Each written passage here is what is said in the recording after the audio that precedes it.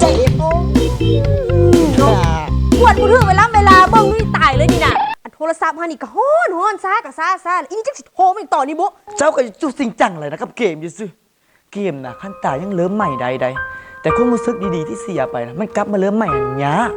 เจ้าบ่เข้าใจดอกมันมีแต่ข้อเกมเท่านั้นที่จะเข้าใจนะเอาแล้วทายฮู้ไปดูเอางามๆเด้อ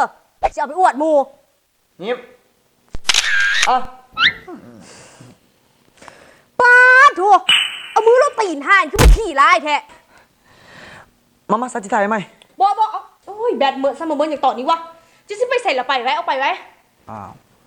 สัมกูมาให้ด่าละละเนาะออกไปที่ออกไป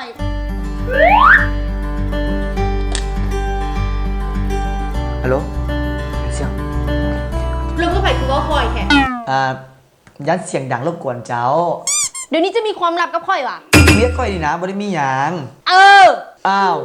แล้วเป็นหยังก็ต้องเสียงสูงเสียค่อยบ่ได้เป็นหยังจะไปเวียงเจ้าซะเขาไม่ได้สำคัญอยู่แล้วเดี๋ยวไม่ต้องมาสนใจดอกเครียดหยังค่อยบอกมาบ่ได้เครียดเขาไม่ได้มีสิทธิ์จะไปเครียดให้เจ้าดอกสันคนแบบมาเด้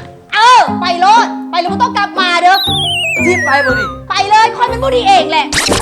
เครียดแม่นบ่นี่ต้องลงเส้นไปหรือไปบอกมาไหมบ่ได้เครียดไปโลดแหละจะไม่ได้เมนหมากเขาไม่ได้เสื้อมามัดขาจะไว้จะไปใส่กับไปฉันขอโทษเด้อค่อยต้องได้ไปไปโลดกูบอกสิมึงยังบ่ฮู้ว่ากูเครียดผู้ชายนะผู้ชายผู้หญิงแสดงออกป่านนี้เว้าป่านนี้ยังบ่ฮู้ซึกอีกมึงไปเลยเด้อมึงต้องกลับมาให้กูเห็นหน้าอีกที่ฮักค่อยกลับมาแล้วเจ้าฮู้บอกว่าค่อยไปใส่มามิดเว้าน้ำค่อยในดูเศร้าเครียดสนาค่อยออกไปเนาะค่อยก็บ่ได้มีไผดอกบ่ได้มีไผวะจะไปลมน้ำไผมามีความลับเนี่ยเป็นอย่างคือบ่บอกค่อยเฮานี่เป็นแฟนกันได้เป็นอย่างต้องปิดบังกันเรื่องนั้นเรื่องนี้เป็นแฟนกันก็ต้องไว้ใจกันเชื่อใจกันอันนี้มันอย่างเฮ็ดคือค่อยเป็นคือคนอื่นนี่ของขวัญวันครบรอบสำหรับปีนี้ที่ค่อยมีความลับที่ค่อยออกไปเนาะก็ย้อนเราค่อยไปซื้อโทรศัพท์หัวไวโนวา 3i มาให้เจ้าเห็นเจ้ามักจมว่าหน่วยเก้าจักค้างลิงเกมกับกระตุกถ่ายรูปกับบ่งามแบตกับมักเบิดไว้สินะก็เลยไปซื้อมาให้ใหม่ขอโทษเด้อที่ให้เจ้าบ่พอใจแต่ว่าสิ่งที่เขาเฮ็ดไปก็ย้อนเราค่อยฮักเจ้านี่แหละ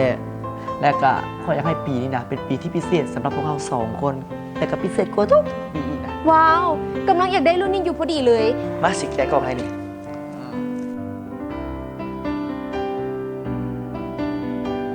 โหสีงามขนาดเลยสีใหม่ด้วยนี่สีไอริสเพอร์เพลใช้เป็นแล้วป่ะมาสิบอกวิธีในการใช้งานนี้มีแต่ฟังก์ชันดีๆได้รุ่นใหม่นี่นะ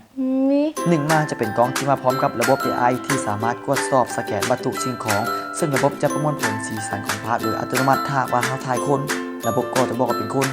ถ้าว่าเราถ่ายดอกไม้ระบบก็จะบอกว่าเป็นดอกไม้และก็มีอีกหลายๆหมวดซึ่งอันนี้ก็บ่จื้อแล้วเว้ย ตัวที่2จะว่าถึงของการเล่นเกม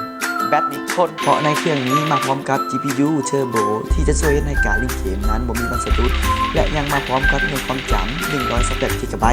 คักอีลีป้าเคยอยู่ลินมาตั้งแต่เดินแบนหาก็ลงน้อยเดียวบ่มีค้างอีกลินเกมวันนี้โอ้โหมาตัวต่อมาจะเป็นโหมด AR Emoji เป็นภาพเคลื่อนไหวที่เราสามารถเลือกได้ตามใจมากและก็สามารถส่งไปทางโซเชียลให้หมู่คู่เบิ่งไปอวดหมู่เลยก็ได้ตามสบายโอ้ยแล้วมันมีอย่างต่ออีกบ่นี่ก็ตอนไปซื้อนั่นกับพนักงานบอกว่ามีหลายอันอยู่ได้แต่ว่าต้องบ่จื้อคันที่จริงเนี่ยคันเจ้าซื้อแบบนี้ไม่ค่อยตลอดนะเขาบ่เครียดอย่างให้เจ้าดอกน่าฮักจะตายแล้วจะเอาเงินใส่ไปซื้อนี่ก็เงินเจ้าอะไรขอเงินคอย